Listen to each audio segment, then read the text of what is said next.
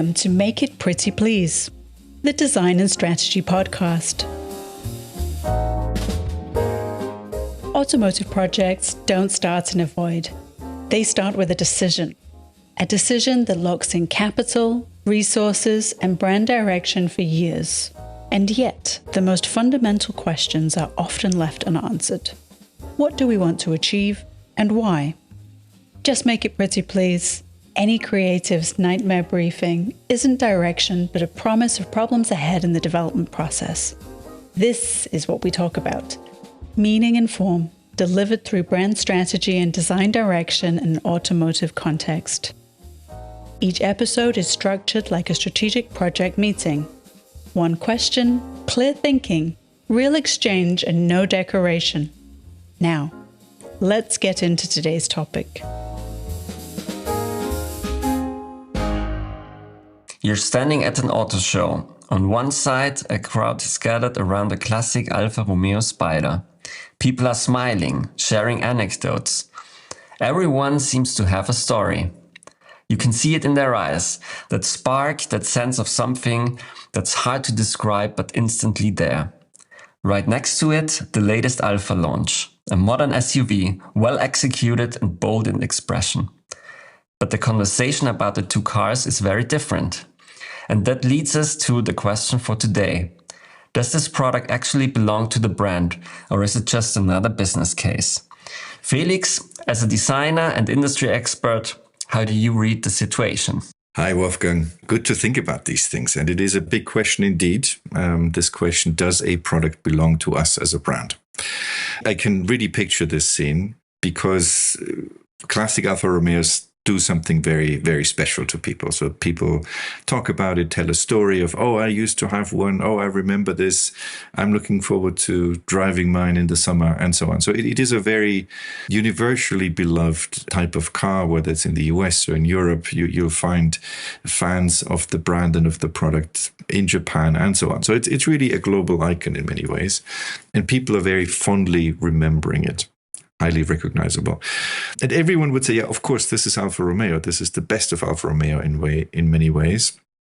And the question is like, why does a more modern product, and nowadays Alfa Romeo produces almost exclusively SUVs, is that a brand fit? How did that happen to go from one thing that really truly represents the collective memory of a brand to something that becomes a lot more rational in its analysis? When you look at a new Alfa Romeo, especially an SUV, it's another part of your brain that gets stimulated. Yes, definitely. And in our last episode, we have thought about this from a different perspective by saying, how can we expand a brand and into different segments? And even if we come from a strong emotional core, it is possible, yes. And this episode, we see it from the other side and say, okay, where are the normal constraints of this approach to expand in segments that are not really the root segments of a brand? Alfa is, of course, a very emotional example. Everyone has these strong feelings towards the spiders. And then there's always this argument that comes up, yes, but it's impossible today. It's not realistic to build convertibles, or it's such a niche segment, nobody's going to buy it. And this is the only way to keep the brand alive, basically. And later on, maybe if the SUVs work and if they sell, then we will come back with the Alfa Romeo duetto everybody is waiting for.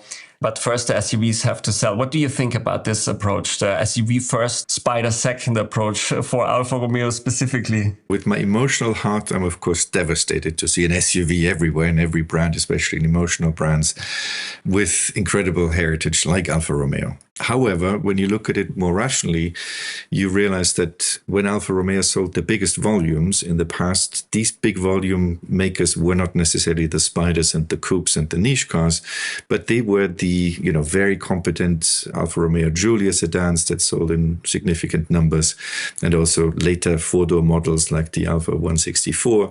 So Alfa always had core models that were in the heart of the market, As, of course, logically, you would argue, well, if the heart of the market today is no longer the four-door mid-sized sedan, but a mid-sized SUV, why would Alfa not do the SUV? So it becomes a logical argument, but it feels a little bit like the emotional side is a little bit attached to it, like pushed onto something that is not intrinsically emotional, maybe because that special side model that radiated that essential Alfa Romeo feeling isn't currently in the showrooms as you had in the 1960s and 70s with the Giulia sedan, the coupe, and the classic Spider. The biggest problem of this approach is that it doesn't work. You have the SUVs now in all sizes and all budget segments, and they still don't sell like crazy, and people say, wow, this is the recipe for a successful Alfa Romeo. It's basically just going downhill with the sales figures, and at the same time, in segments where you need numbers, it's not super big margins. And yes, Alfa was never about the Spider in terms of numbers, but they always had it as a core. And when we think about the episode we did last time with the Porsche, the 911 was always there. It was always the backbone. And Alfa kind of removed the backbone and expanded into segments without their spine. For Porsche, it's working because they have the 911, and the 911 grows together with other segments, and it's there as an emotional driver, and it also builds this authenticity and credibility for the other segments. While brands like Alfa Romeo, and Alfa Romeo is not the only brand, just doesn't have it anymore, this original source of authenticity. What do you think as a designer, and what would you do as a business person in this scenario? I would analyze it a little bit deeper, because I think we chose Porsche as an interesting example because they have an exceptional core product that then allows the brand to extend downwards very successfully. And Alfa Romeo is an exceptionally interesting situation because the brand, as you said, doesn't currently work. It doesn't currently have the impact and the market position that it had enjoyed in the past. So I would go maybe 1 or 2 steps back, actually, when you said, well, Alfa, the Spider was representative of the core essence of Alfa Romeo because it reconnected pre-war Alfa with post-war new Alfa. Alfa comes from a premium luxury positioning that is probably closest to what also Jaguar did before the war. It was a true aristocratic sports car, some of the fastest cars, some of the most successful race cars, excellent 6-cylinder engines. No coincidence that a certain Enzo Ferrari was racing Alfa Romeos pre and post-war very successfully because they were, in a certain sense, the Ferrari of the period before Ferrari became a thing in the 1950s as a brand. And that's why when Alfa then relaunched the first Spiders, the Giulietta, and then later the Duetto called Spider, they reconnected the brand in a much more democratic fashion to this sports performance heritage that makes the brand so great to this day. So yes, you're right, it was niche, but at the same time it was core in terms of meaning to the brand. This is for me a little bit the problem space where we're saying, well, the brand comes from glory, comes from memory. There's a lot of positive energy still there. But how do you transform that into meaningful core products that have this emotional core and meaningful, I don't want to call it mainstream, but premium core, where you can really get back to the big numbers that you need to have the powertrains, the engines, the factories to make great powertrains in sufficiently large numbers to then also do more special bodies like the Spiders and the coupe traditionally to benefit from the reliability and the quality of the mainstream components. And what are the consequences? So we have products that are good looking. I would argue they are among the best looking SUVs on the market, but they don't necessarily spark any interest in the Alfisti out there who are still nurturing their Spider in their garage. So you have a disconnect between the most emotional customers or the emotional fan base and the current product line. You have a lineup that is in volume segments with low margins that cannot really support the idea or earn the money to grow a Spider in the long term. It's like a dead end. It keeps the brand alive, but it's not profitable enough to earn the side money for a project like a Spider. And it doesn't help Stellantis as a global player to have SUVs only. Their market share price is down. So this strategy going for the SUV segments first and brand second doesn't really work. For me, the consequence at the moment is really a disastrously empty showroom. The showrooms are where reality really happens. That's where customers see the car. They've reached such low volumes that you don't see them in so many markets that you don't even get the idea that I can buy one. And when you just put it in perspective, Alfa Romeo and BMW sold the same amount of cars per year in 1975. So within living memory, if you will, at around 250,000 units annually. BMW now tells almost 10 times more as a brand, so 2.5 million, while Alfa Romeo sells currently globally 70-ish thousand units. So they've gone down significantly from a number 50 years ago.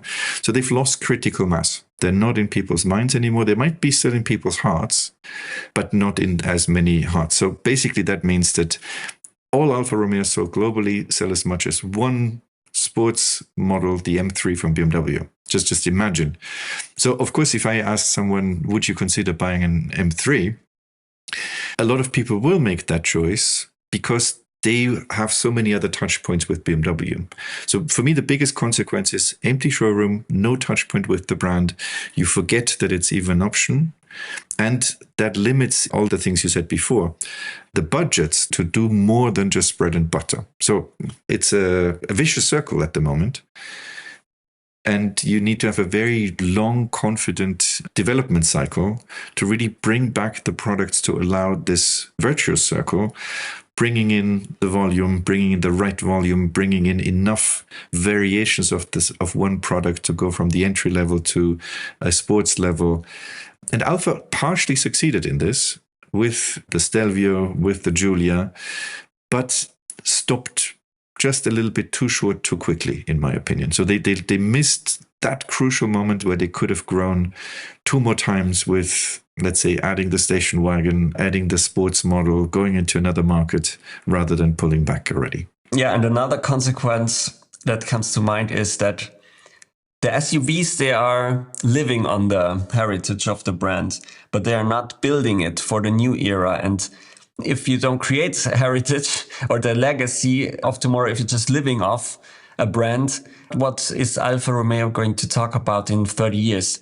So from a long-term perspective, this is a problem for the brand because legacy, it's like this tree that needs to grow for decades. But when you have it, you can profit from it. And this is what Alfa Romeo is doing right now. They profit from their legacy from the past.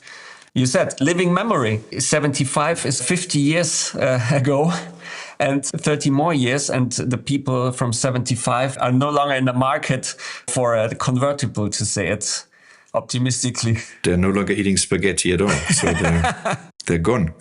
That's the problem. And so you need to remain relevant for today. I think that's the thing. So you could say, okay, at least the SUVs make it relevant for today's customers. That's maybe true, but you're missing the strong brand shapers that are necessary for such a thing.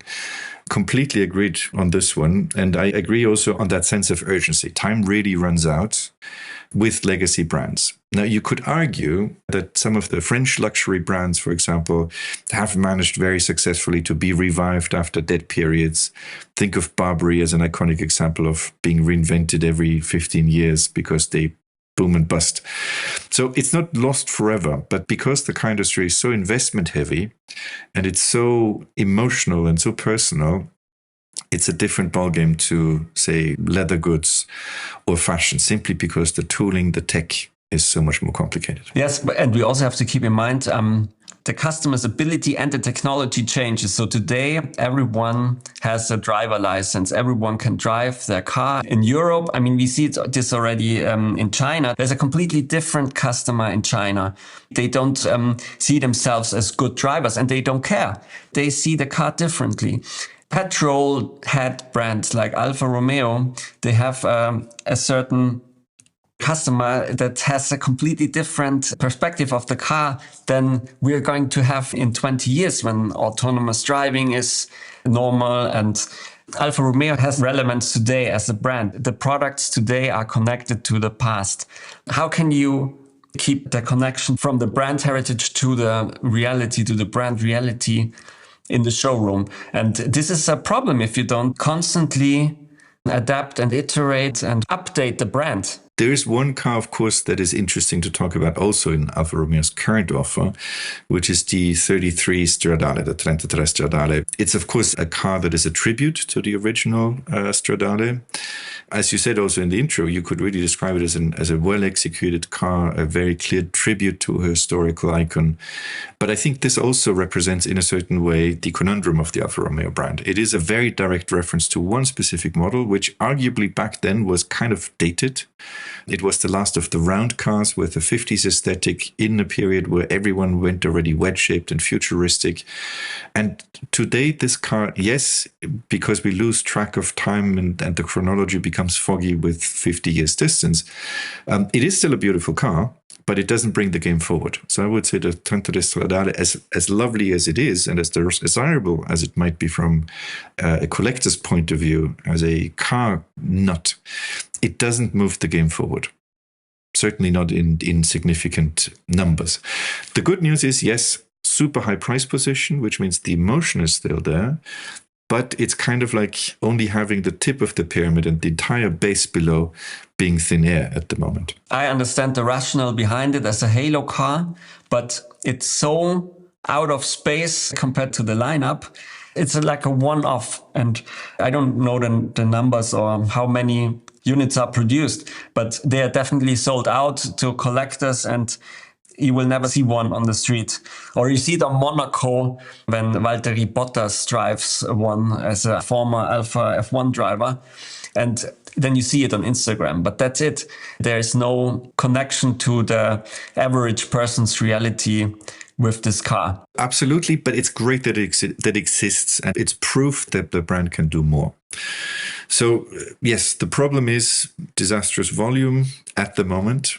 Few emotional cars. We mentioned a few of the consequences for that.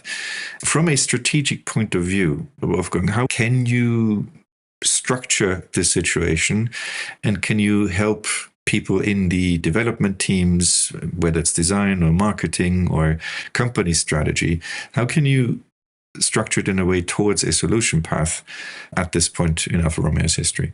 First of all, I would challenge the whole idea that a Spider is only possible when you have 3 SUVs. I think this whole notion is wrong, because we have very strong brands, or the strongest brands actually, have a very clear association. Let's say Ferrari, they have sports cars only. Okay, this is in the top segment, but we also see it in other segments like Jeep, for example.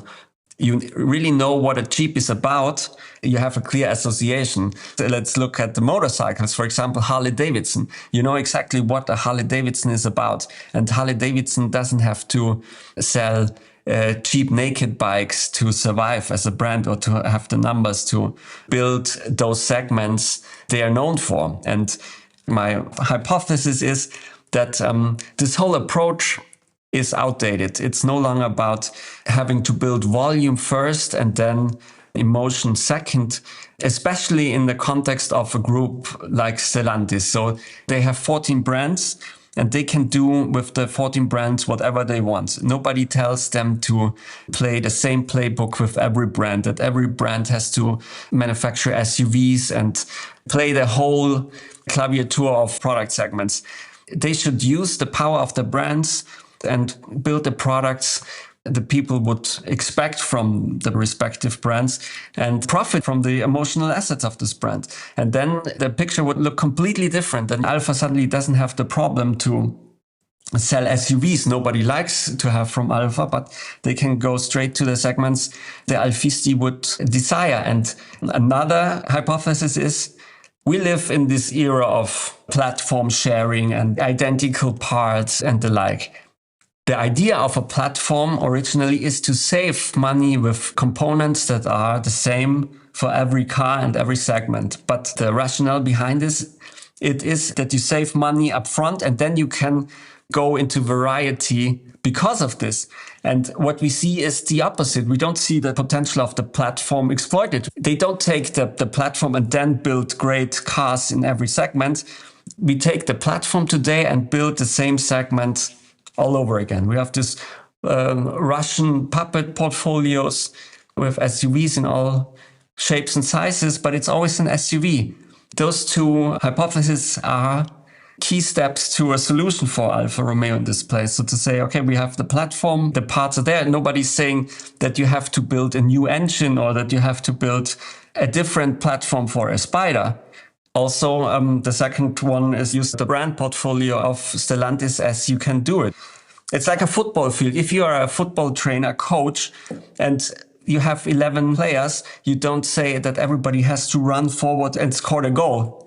So you have a goalkeeper, you have some people running forward, some people saving the position, whatever. I'm not a soccer guy, obviously, but everyone has their clear role.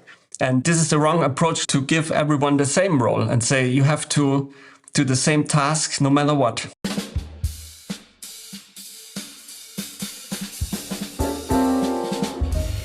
These conversations don't end here.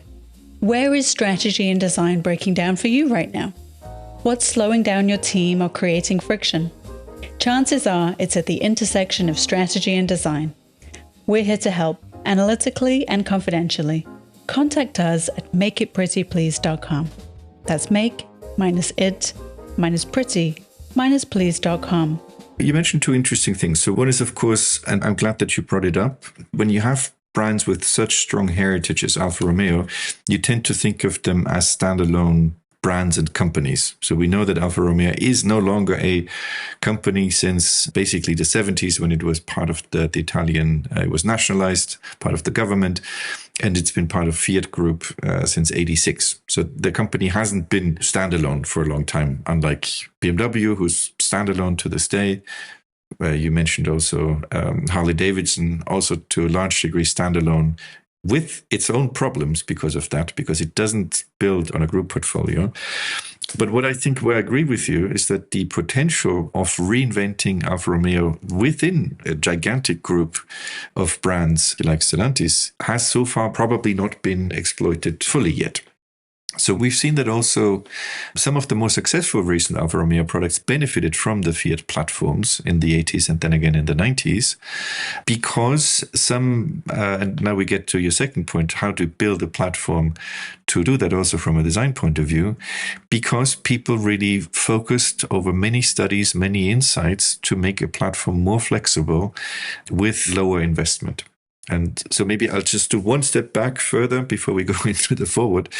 And the reason why this is so complicated is because when you had the old coach building days, so in the 1930s until maybe the 1950s still, you basically had frames where you can put any old body on top, maybe shorten the wheelbase, and you're done. You didn't need to re-engineer everything. Now, of course, every car on the market, with the exception of some hardcore off-road products, is essentially a self-carrying body.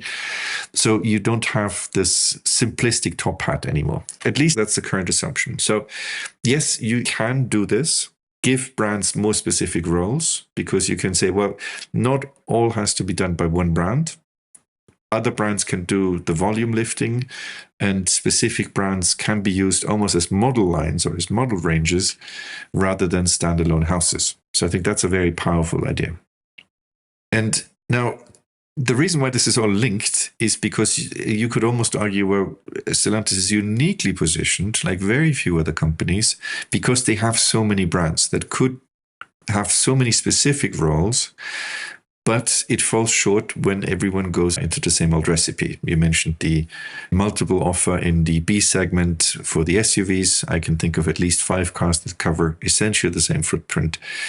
The harder question is, how do you prepare a platform to have these specific roles so you can share the investment across brands and models in a reasonable way?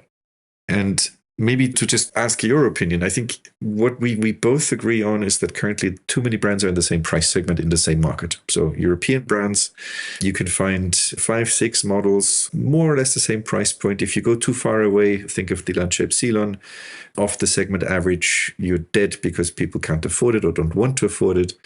If you go too cheap, you kill your margins and you ruin your brand equity as well.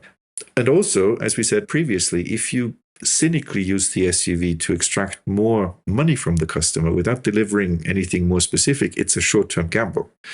Because SUVs are now the mainstream thing. You can't charge more than that, and it doesn't build your brand. So you need to do something else.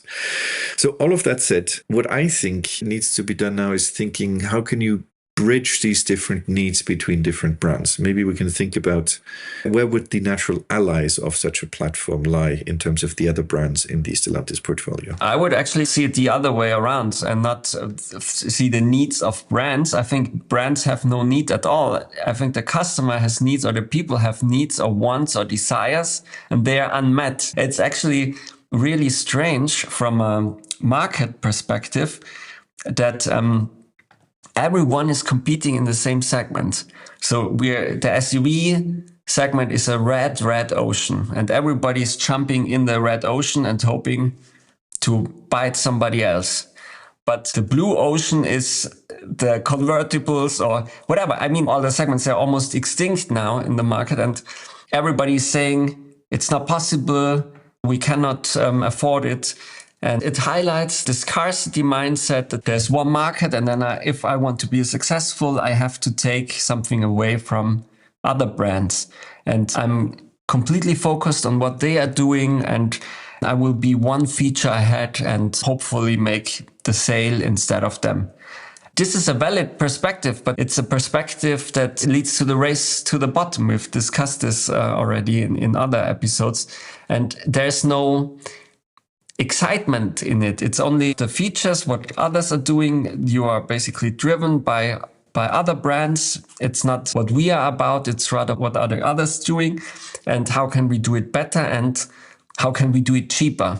There is no excitement in the product. And the other way would be to say, okay, we have this brand, we have this emotional capital. Alfa Romeo is one of the most emotional brands. People are fostering their 50-year-old cars in their garages and polishing them. And they're desperately waiting for a new Spider. And okay, they are not in the 100,000s, but the margins can be much higher. And we see this in the used car markets. These old cars, they appreciate in value. They go up. You see the convertibles in general, they are always significantly higher valued than the normal sedans of a certain model. Once they are 10, 20... As vintage yes, cars. As vintage cars. As vintage cars, for sure. That's for sure. I like what you said, this idea of like brands don't have needs, people have needs. I think this is something that you tend to forget when you're in the industry. It's kind of a strong basic truth. I do want to challenge you a little bit on this competition story. You know, like you said, the scarcity mindset, when the features define nobody anymore, so price goes down. But I think at the same time, competition is a very healthy thing. So it means that you need to be at least as good and probably better than your other competitors to justify the price. I would argue that Alfa in the 60s was better than anyone else. They had better engines, better brakes, disc brakes, better transmissions than products, and therefore they were priced more expensively and were bought at a fairly high price point. So an Alfa Romeo in the UK market in that period was somewhere in the Porsche and Jaguar territory with these relatively small four-cylinder cars because they were well made and quite technologically advanced for their times. So you need the tech is what I'm trying to say. So you can't just ignore it, but you need to make something very special with great tech. I'm with you in the 60s with this perspective, but not today, because in the 60s and 70s, brakes were different. So the Alfa brakes were significantly better probably than the average volume car. But today, there are no cars with weak brakes. And we're slowly leaving this era of feature competition. So features can no longer differentiate brands. Today, you have to differentiate brands with excitement, with something on top. The feature is the baseline. yes, the features have to be there and the car has to work. It has to be great and it has to come at a reasonable price. But on top of this, there has to be an excitement, something more that really attracts the customers. The segment itself is already an attraction, right? The convertible segment, this open driving experience. I remember very vividly the first time I was driving in a convertible. Many people never experience driving in a roadster like the Spider, and this is something a closed coupe or a modern sports car just can't deliver on. So back to the roots of driving, in a way, could be one strategy, re-engaging with driving as such. The thing is, I think many things have changed since those days, because those were also maybe the days of having a second car for the first time in a household. So people could have the rational car and the emotional car. Now you could see that lots of people go away from cars as well. So the chance to have a second fun car in some markets isn't simply there, at least not in the traditional markets. So purchasing power is an issue. But to go back to the question, like, does this product fit into our brand? So first of all, you would say, let's define what the brand stands for. Maybe this essential driving experience, maybe a certain emotionality, maybe a certain Italian lightness of touch that many other nations struggle with. And at the same time, you'd also need to then be very strict in saying, like, what do I need? What do I need in terms of basic ingredients to make these things that create this sort of excitement? Which means for me, you need to talk features, you need to talk platform, you need to talk proportions, and you need to talk business case. Otherwise, the design department can sketch all of these things, but it's essentially hot air. Yes, this brings us back to the previous episodes where we say, okay, why are we building this car at all? And to be frank, I don't know what the meaning of Alfa Romeo is today. And it's really diluted and it's difficult to grasp the brand. And just to bring a new Spider isn't the solution. It's only another feature. Then basically you have to think about what is this brand really about in today's era? What does it mean to today's people? And how can we transfer this DNA from the past to a present without just transferring the ingredients or the proportions? You've said this with the 33 Stradale. Basically, they took the concept of the past and delivered it to the present. But what is the context of the car in today's time? That's why it's not really connected. It's based on features. You know how it should look like. Okay, that's how it looks. But what does this car mean really in 2025 or whenever it was released? This is also a question. What does the Spider bring to today's society? And you've said that today the purchasing power is not necessarily available to have a second car. And that's right. But I'd also say from another perspective, when people don't have a first car, or if they don't have a car at all, maybe a Spider doesn't have to tick all the boxes in terms of usability then. This would open the chance to have a Spider without an SUV in the garage or next to the garage, because I have my mobility covered by other means. But on the weekend, I have the Spider, and this is an experience machine. It's no longer about commuting. It's no longer about some rational features it has to fulfill. This is what I don't understand about this thinking, because with this upside potential you have with such segments, I mean, we see this in motorcycles. So there are many people who have a motorcycle, and motorcycles they have shifted from being a cheap car basically to an excitement machine. And people are riding their 200 horsepower sports bikes on weekends, and they would never think about using them to commute with, because it's way too expensive to waste your tires with a 200 horsepower superbike in urban traffic. What you describe is kind of like the racehorse of the roads. The sports bikes are kind of like the precious racehorses that people kept after horses were no longer responsible for transportation. And I think in cars, you see that as well. You have the hypersports cars, you have the Paganis of this world. These are things that have no practicality and absolutely no functional need, except for, the sheer enjoyment of building something exceptional and driving something exceptional. But I think this is a slightly different segment. I would argue that Alfa Romeo is traditionally at least, is at a point where you uplift your daily experience into something a bit more special. Because post-war, they've not done outrageous cars. They've not done, elite cars that cost millions, maybe with the exception of the Trenta Tre, and maybe with the exception of some of the early race cars. But the core of the brand was something special for every day. And I like what you say about this idea of the experience machine to deliver something a bit more meaningful. Because what you rightly point out is like currently a lot of these products, not only Stellantis products, by the way, but it's easy to point it out, where the aesthetics are essentially cosmetics on top of a given package.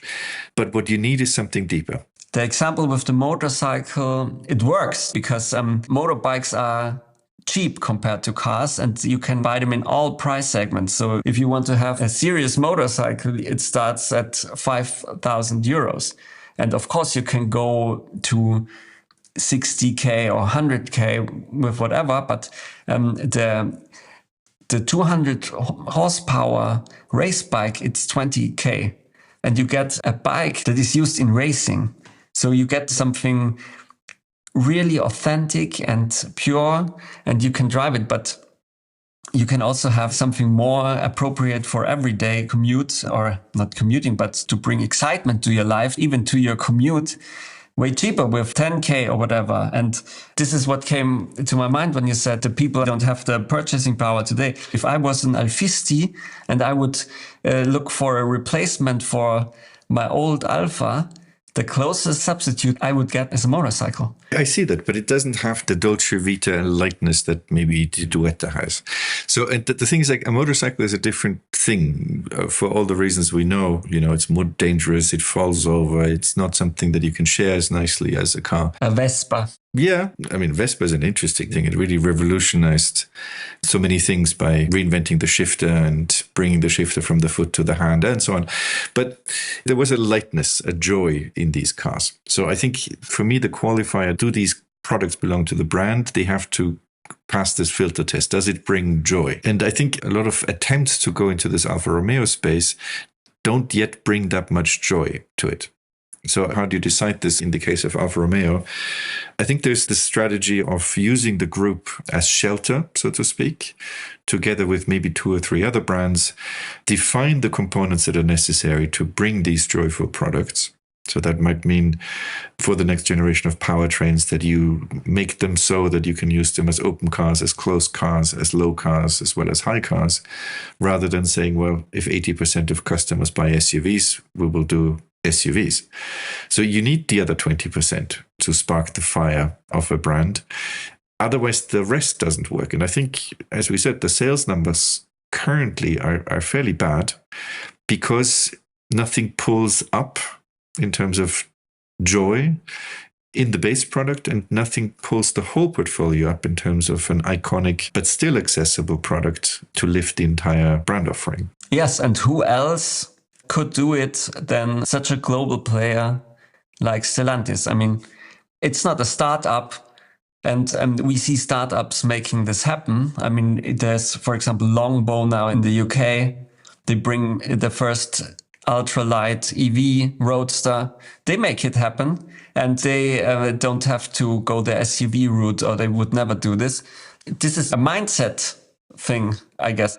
It's a false belief from my perspective, from my humble perspective, to say, okay, we need to sell SUVs first and then go to these segments our very brand is known for and the people are waiting for at the same time. This is the rare case. I mean, what other brand has such an emotional capital outside and is not serving it? Yeah, maybe not to this extreme, but this is what we're here to do, shattering false perspectives. I think from a design point of view, I think everyone emotionally would agree with that. You can actually get enthusiasm for a more mainstream model by having a strong emotional anchor. I think maybe the best example that I can think in the 2000s is probably the Audi TT, which really shifted brand perception quite significantly. It didn't outlast its business cycle either. It's dead now, or it has been for a few years. Maybe it will come back. But it's interesting that Audi also does that in a strategic relaunch, where the first model that embodies the new vision is not a mainstream model. It's not the SUV, but it's the emotional thing, or the most emotional product in living memory. Let's qualify it this way. So hence the starting point, of course, of the Alfa Romeo Spider as a beginning for this discussion. I think there's another strategy that I would like to pick your brain on, is the idea of being a bigger fish, but in a smaller pond. We said that about the open cars and coupes in general, exactly because the segment is getting smaller and fewer people are going into it. As an emotional brand, you have a bigger opportunity to bring all of these customers, or many of these customers, for lack of competition.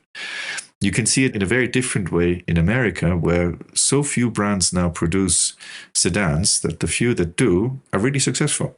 So I would argue that in Alfa Romeo's case, you could say the same thing. Let's look into these, seemingly niche markets where nobody goes, and we do it because nobody else does. And there might be volume and capital in there. The Miata is the answer to that. I mean, the Miata or MX-5 profits from this for decades now, because it's the only choice.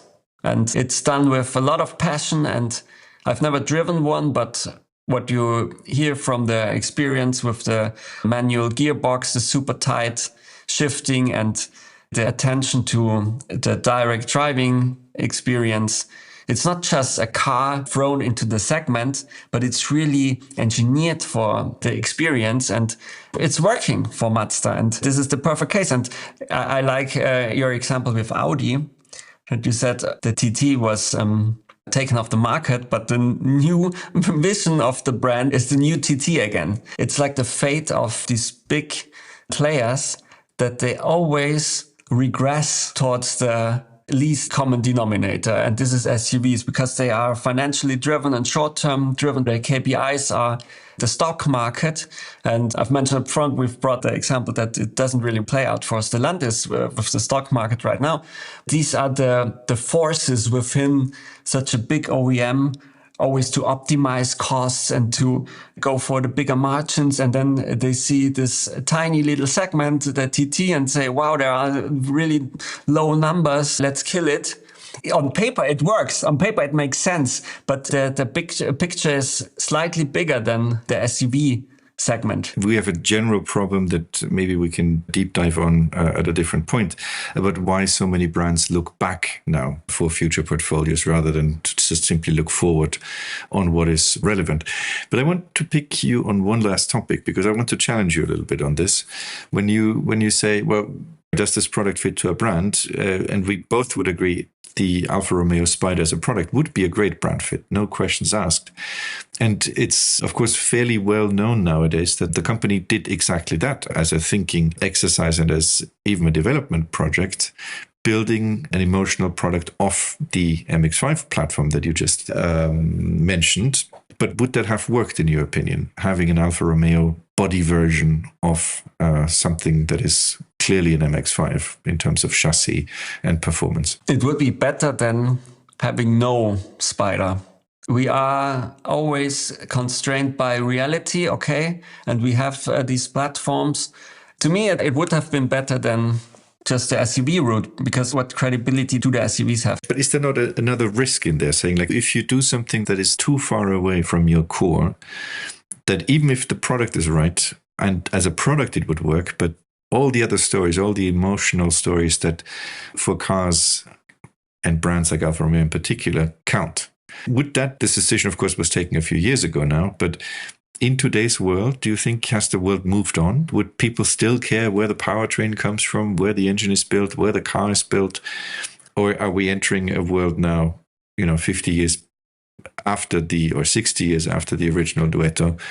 Is that relevant still? I think the Fiat 124 or 124 was a great model, and it looked authentic, and you wouldn't see at first sight that it is based on the same platform as the Miata, or at least not me as a non-designer. There are shared parts, that's true, but the basis was a great car. And it's not some compromised version of a car. So the MX-5 is an incredibly good basis. Of course, if you want to go authentic, and I think this is what Alfa Romeo deserves as a brand, you have to go deeper and not just take the platform of another model from another brand and Alfa Romeo-nize it. This is also a sign of strength of the brand that they wouldn't let this happen, or whatever was the case. I don't know. But it shows that there's a certain pride is not the right word, but it's the first that comes to mind. So there is still some feeling what's right or wrong with the brand. And I would tap on this feeling and involve the people and say, what can we do? I mean, every model has a long process and thousands of decisions. And there are so many decisions to be taken. And this is not a either or decision. There's a huge gray space in between. The people want it, the employees want it, certainly want it. Then you can take whatever is available and make the best out of it. Of course, the more room, the better. But it's still better than having nothing at all. For me, it's very ironic. Thank you for your point of view, because in a way, the management decided, well, a cosmetic reinvention of something existing isn't good enough. They decided to develop their own platforms, Stelvio and Giulia. That didn't work for a number of other reasons we don't have time to go into today. But now, essentially, Alfa is once again at that point, but arguably with SUVs, where you basically take someone else's platform and re-engineer the skin, maybe quite successfully. Maybe back in the days, that conscious decision not to do that, to do more, probably in spirit is the right decision also for the future. But you need to do it in a more intelligent way, I would strongly argue. Defining clearly what are the components, how do you make this? I would also challenge, does it have to be necessarily an open car? Maybe it is something else, something lighter, probably yes, probably lower as well. It's many things that it would be fun to define how to create that sort of positive experience, this experience machine that we said, to bring a number of portfolio positions for this brand to make it relevant again in the key markets where it should live. Yes, and from a Stellantis perspective, why not put Alfa Romeo in charge of this project? It's not a question where can we get it and then they have to look to Mazda and ask for the platform. But in this context of Stellantis, how is it possible that a global player of this size and significance doesn't have a platform available for this segment? And I would see Alfa Romeo in charge of developing this, and then others can profit. Why not use this emotional power of the brand, of the people there, to make this happen? And we've also discussed this in the previous episode, when the feeling is right for the car and suddenly people are willing to work overnight. We know this from some BMW stories or concept cars that were developed after working hours. And this would certainly be possible. And then it would also not be this hard question of costs anymore, because it's not a business case. Then it's more like a mission for the brand to bring back its heartbeat. First of all, yes, why not? Exactly. That is my thought. Why should that not be possible? On the business side, I think you can make the business case very often happen once you have the answer, so to speak, for what is the right thing. Once again, maybe the key thing is to allow people to actually dare to think these things, because it's not very expensive to think in terms of how much risk you take once you develop something. So it's actually, I would argue, very well invested money to allow people in a company to explore things, meaningful things, whether it's in a sort of a concept vehicle, a sort of a study, an internal prototype, because very often this is the beginning of something meaningful. Now, looking back over these thoughts, what are the most important insights? What key points can we take away from today's encounter? From my perspective, what we have learned is that, first of all, the brand is alive. There are emotions within the brand, or at least from your anecdote, that they would not allow a different platform to be used for the new Spider. This shows, once again, that a product is much more than its features. It's also a lot about the brand and the meaning of the brand. And this is completely untapped potential today, because the premium of a product today is mostly features. Okay, we are this inch better, whatever. It doesn't come from the power of the brand.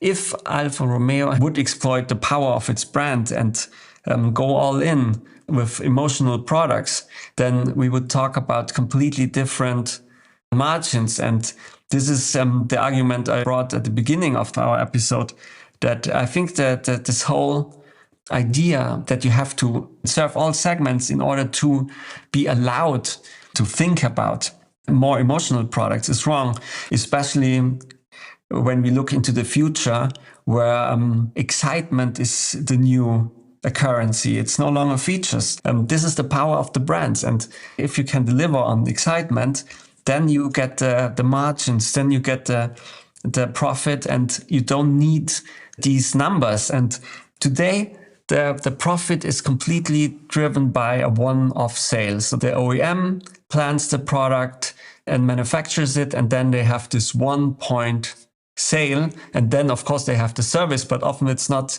their profit pool anymore because the dealerships are third party. So the OEM has this one-off margin. Of course, this brings you to the scarcity mindset. I have this one-off opportunity. I have to make as much money with it for the least cost. And I have to add extras and push the costs to the minimum. And everyone suffers from this approach because the OEMs, they have only this one-off profit, and the customer suffers because they have a product that's used for years and it's already compromised in quality, or it's so sharply calculated that it doesn't bring the full potential of the experience. And we can introduce a different set of thinking in another episode, but this experience machine, it has a lot more potential than this one-off sale and one-off profit. For me, a few key takeaways are really this conundrum of both there being a lot of potential for the brand, as we said. There's high emotional capital. It is almost like a paradise for potential because the brand still is so strong, but time is running out. Maybe my favorite part is really this taking the opportunities in a future context where you say standalone brands don't need the full range because they need to do a more specific mission. That would be a fantastic approach to the future, saying, because we know that everyone has become so homogeneous, as you described it, you need to take different paths. So I can only underline the importance of that, creating emotional clarity, deeper engagement, something that has meaning to the customer. And very often that comes through enthusiastic people making enthusiastic things. Because it's people who buy these things, it's people who make these things. And I guess that will forever be the same story. So if you only use, as we said in the beginning, at the motor show, if we only use our right brain, maybe that's not enough. We need our left brain as well. I like the picture of the enthusiastic people making its enthusiastic project or exciting project. This is the unfair advantage, and it's not tapped at all. And this is also the connection to exciting customers in the future. Amazing. What a journey to think about brands and products in relationship to Alfa Romeos of the past and of the future. Yeah, it's exciting times. And I think we have delivered quite some insights in this episode. Thank you, Felix. Pleasure to speak to you, Wolfgang, as always.